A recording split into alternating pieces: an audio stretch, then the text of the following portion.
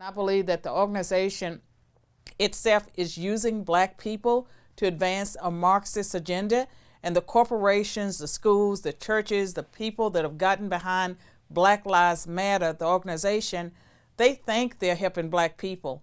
They think they're showing support for black people, but actually it's the opposite. Hi, I'm Carol Swain, former professor of political science and law at Vanderbilt University. Before that, I was a tenured professor at Princeton University.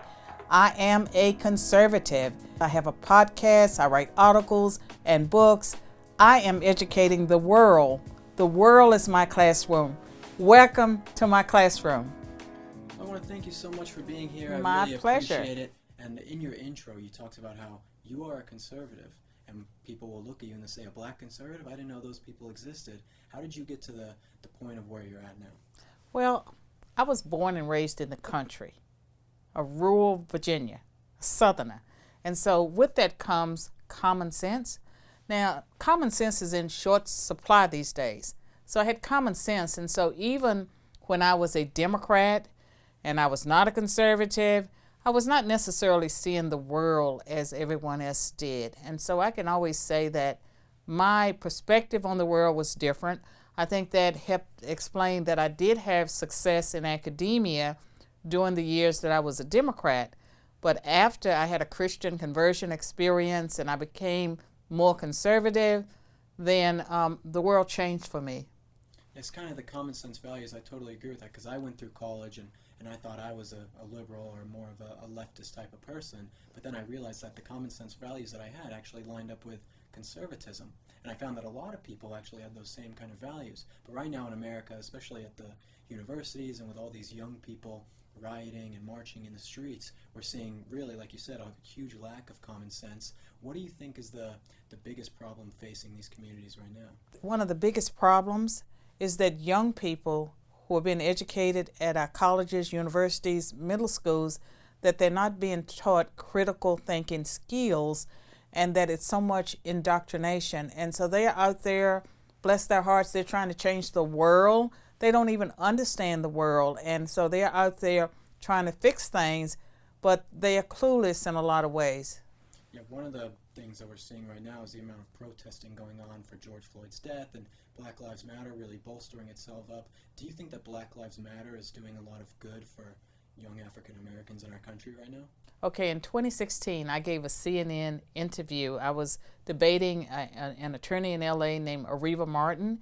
And at that time, the 5 police officers in Dallas had been slain. And I pointed out, because I'd gone to the Black Lives Matter website, that they were Marxist. It looked like, that the planks came from the Communist Manifesto. They were talking about overthrowing the state. And at that time, I said that Black Lives Matter was a destructive force in our society, and it was a problem. And I caught a lot of grief for saying that. Now the founders of Black Lives Matter, they've come out as Marxists. And what I see is people not being able to discern between the statement, Black Lives Matter, in the same way that all lives matter. They can't distinguish between the slogan that's a truth statement and the organization that's Marxist. And I believe that the organization itself is using black people to advance a Marxist agenda, and the corporations, the schools, the churches, the people that have gotten behind Black Lives Matter, the organization, they think they're helping black people.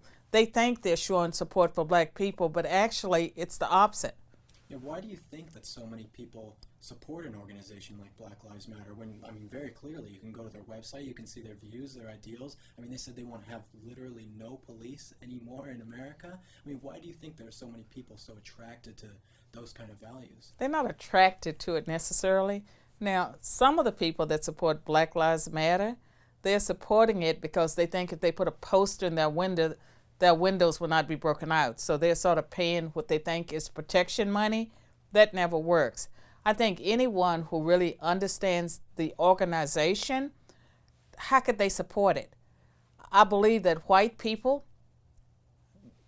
are cowardly, especially at this moment in history, and they feel like they want to show that they support black people. We don't hate anybody. I'm not racist. I can prove it. I'll give money to Black Lives Matter.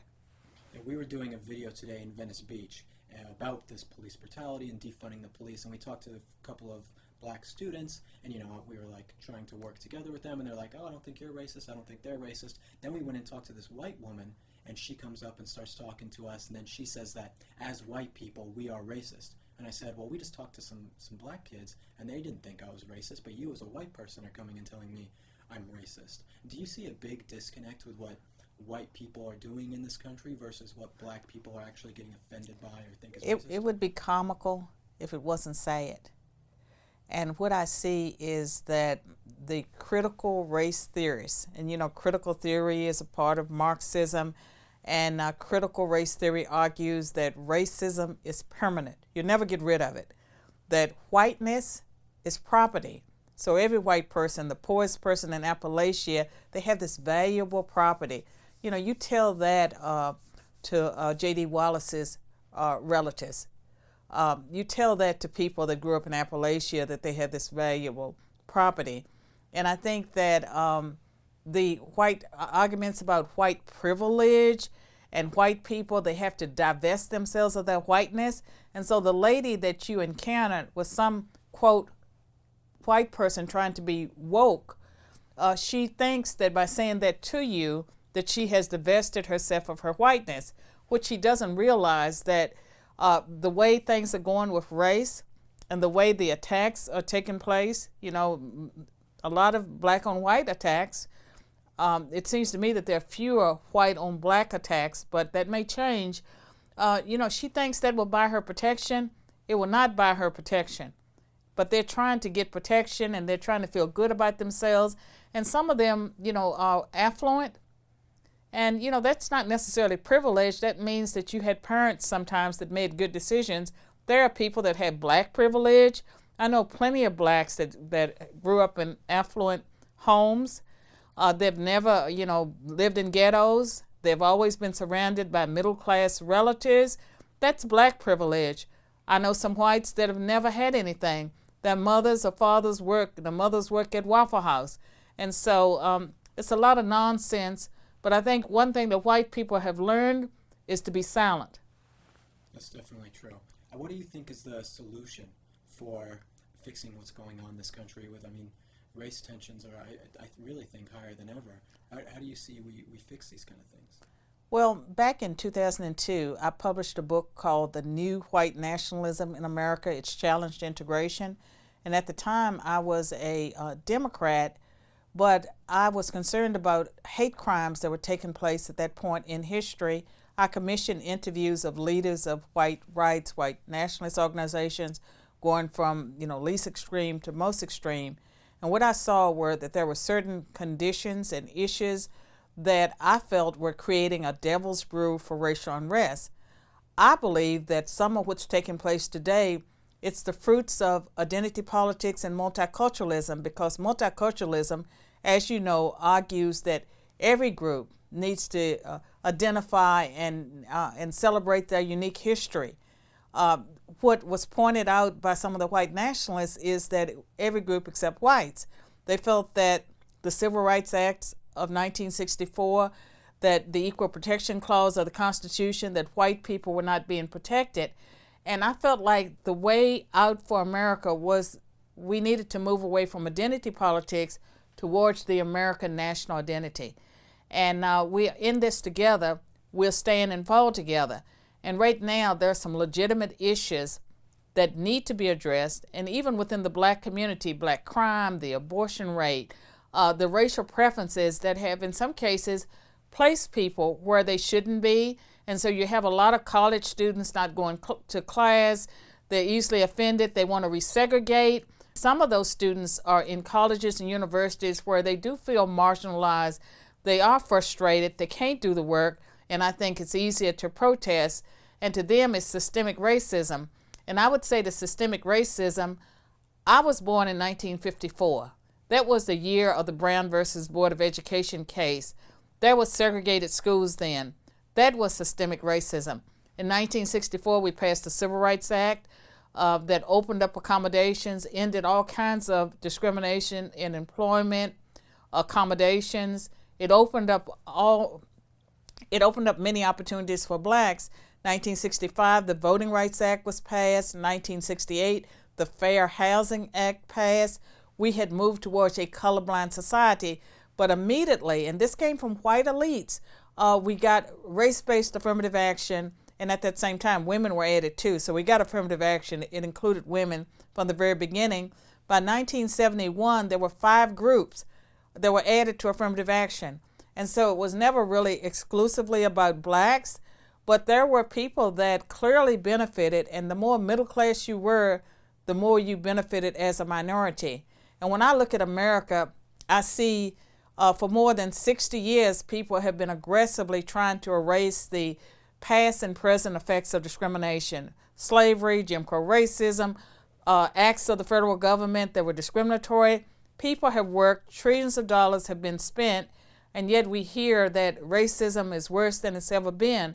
I think that the system works towards racial and ethnic minorities, and the things that we're focused on now that has to do with police brutality, that blacks and people of color do have a lot of interactions with police, millions of interactions. We hear about these cases where things go wrong, but the black crime rate is problematic. Blacks are 13% of the population, committing over 51% of the violent crimes. A lot of it is black on black crime. It's problematic that Black Lives Matter, they focus on whenever a white police officer kills a black person, but not on the black on black crime or the fact that black women, 13% of the population, are getting 37% of the abortions, and that's being pushed by the Democratic Party. So there's something very, very broken. There's something wrong. There's plenty to be addressed. Yeah, those same black kids who I was talking to at the beach and asked them these questions, I asked them, I said, how many unarmed black men do you think were killed by police last year? And one of the kids said, 1,500. Gracious. And I said, is police brutality the biggest issue facing the black community? He said, oh, of course. And then I said, well, what if I told you that it was only 9 unarmed black men that were killed by police? And he's like, what? No way. That can't be true. It's just, they're so misinformed. And far many whites were killed, and a black person, I believe I saw data, they're more likely to be killed by a black police officer, that the white police officers are less likely to fire. And I've had a concern about people resisting arrest, because in a lot of the cases that I'm familiar with, not all, but in many of those cases, it involves someone resisting arrest. That will never end out well for anyone that's resisting arrest. And I think that we're reaching a point, like with this movement, they want it so that unless a person voluntarily says, yes, Mr. Policeman, I'll get in the back of your car and I'll ride downtown, the police officer will not be able to use any kind of force to get anyone into the car. Policing collapses at that point. Yeah. And then they keep pushing those issues, and I don't know if you just saw this, but San Bernardino County, they labeled racism as a public health issue. Is that not just the most ridiculous thing you've It ever is. heard? Racism is a public health issue, but it doesn't run in the way they think it is. It's the white liberal racism that's killing black people. They're killing black people. They're killing black youth. When they tell black youth that police officers are going to shoot them, and they can resist the authority, and they need to be suspicious of authority, they're ruining people's lives. And that disrespect of authority starts in the classroom. And so you have schools, public schools, taken over. Nothing can be done because they're practicing restorative justice. And the restorative justice keeps criminals in the classroom. Teachers leave, and kids that are afraid of the criminals, they drop out of school.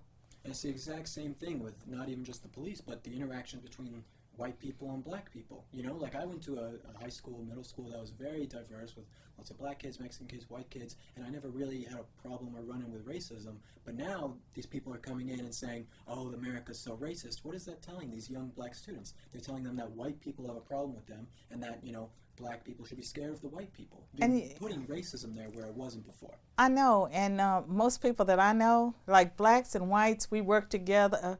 We go on vacations. We go to church together. There's no race problem. There's only a race problem when the media creates a race problem. And I think about myself. I grew up in poverty, high school dropout, married at 16, went to a community college, and then went on to get other college degrees. I did not have anyone telling me that I was a victim, that because I was black, poor, female, that I couldn't do the things that I was able to ultimately do. I believed in America.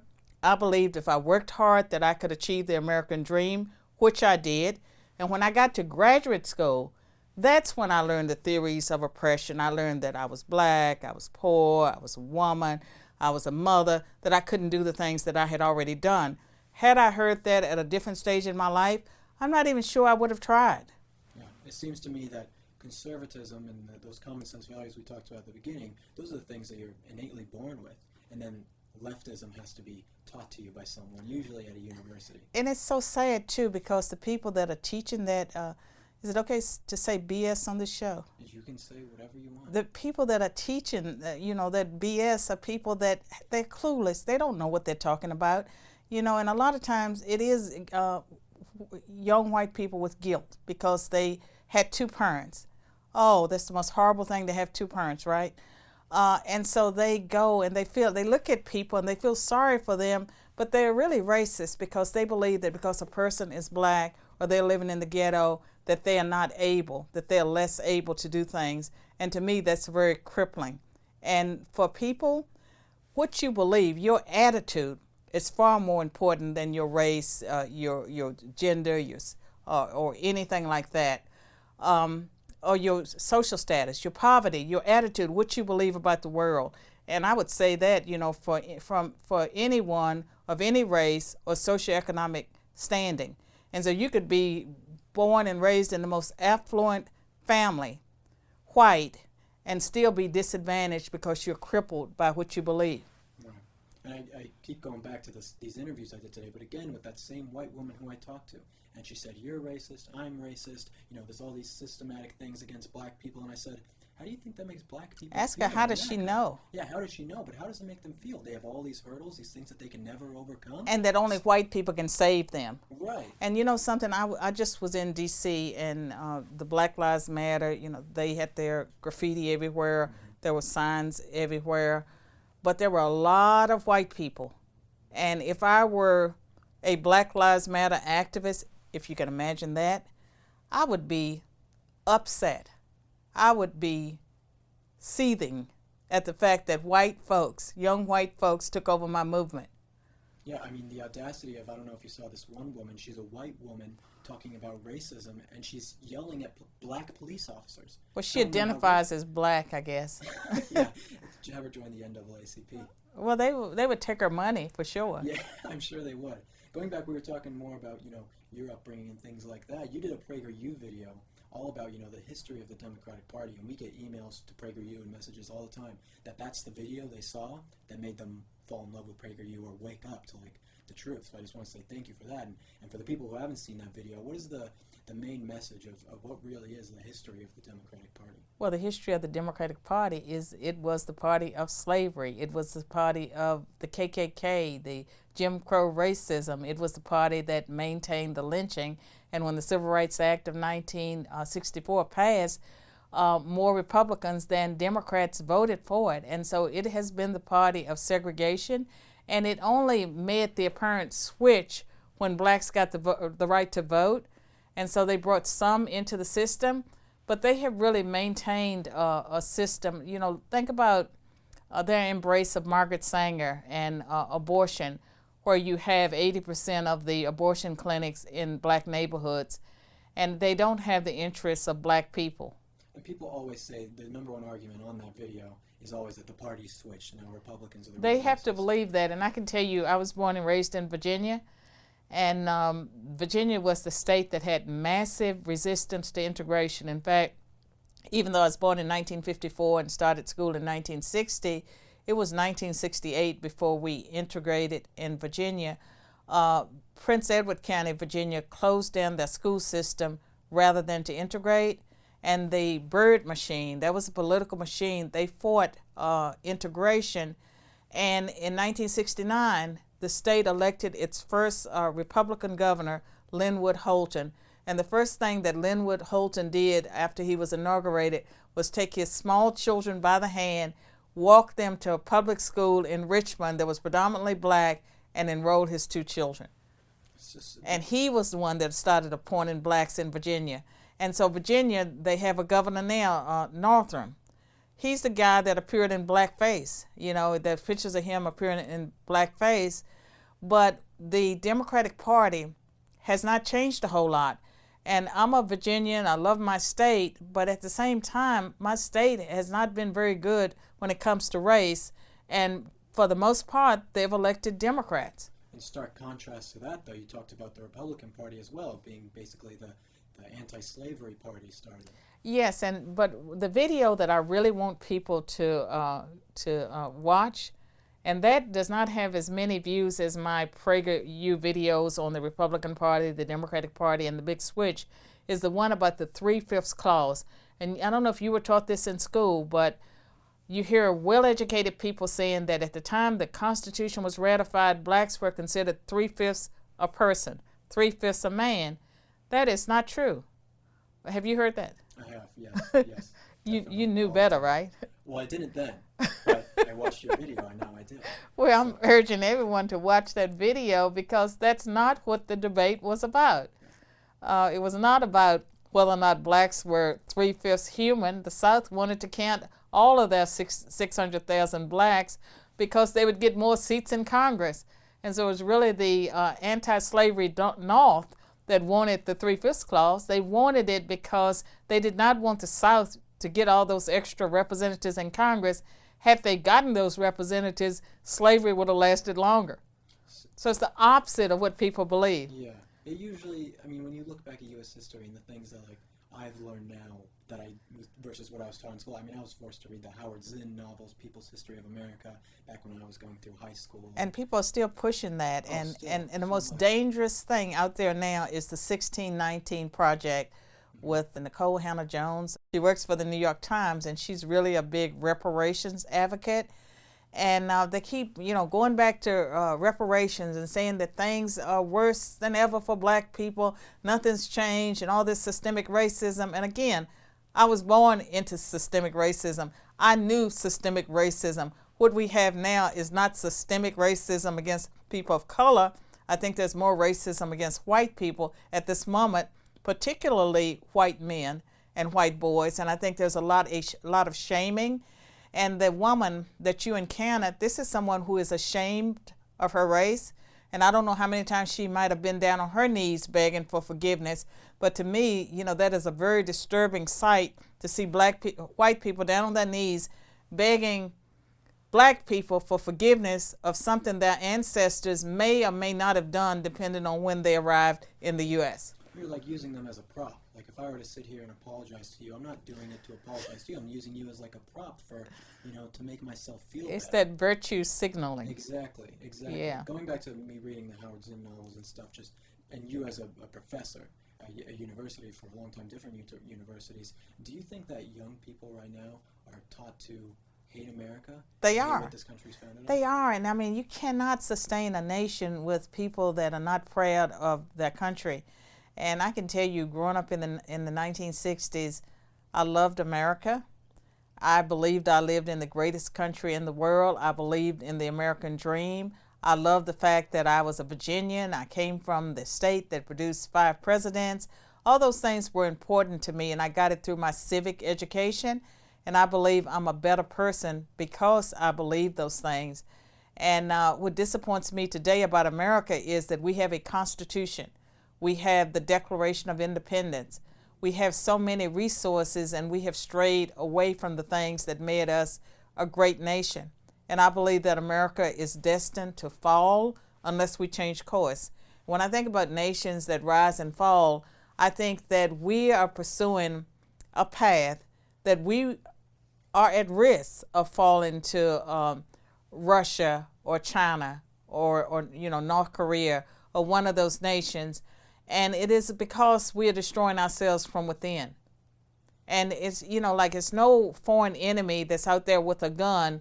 We are destroying ourselves using all the hype around the coronavirus and the hype around racism that we stir up through the media. We take everything, we racialize it. And the people that are doing this, a lot of them are Marxists. They want communism. They're working for China. And to me, it's very disturbing what's taking place right before our eyes. Not everyone can see it. And I'm glad that you're a young person, you can see it. The people that watch your show, they can see it. There are young people that are, quote, woke.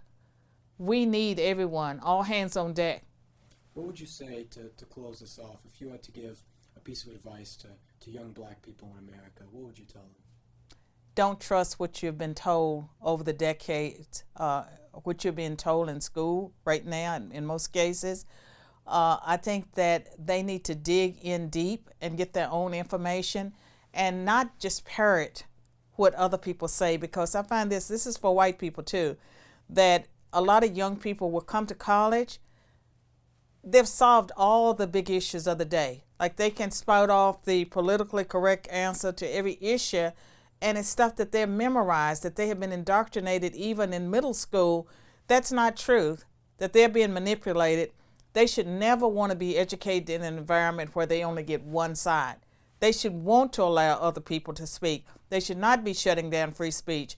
And I say to conservative youth as well as liberal youth, get both sides. Sometimes there are three sides. There's more than two sides.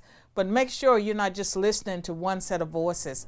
You're not being educated. You're not being challenged. You'll never find truth that way. Thank you so much for joining us. And everyone, if you haven't seen her videos, Carol Swain's videos with PragerU, she has a few of them. They're all fantastic, a lot of my favorites. Thank you guys so much for watching this. Make sure you share this with your friends. Comment your thoughts down below. And I'll see you guys in the next one.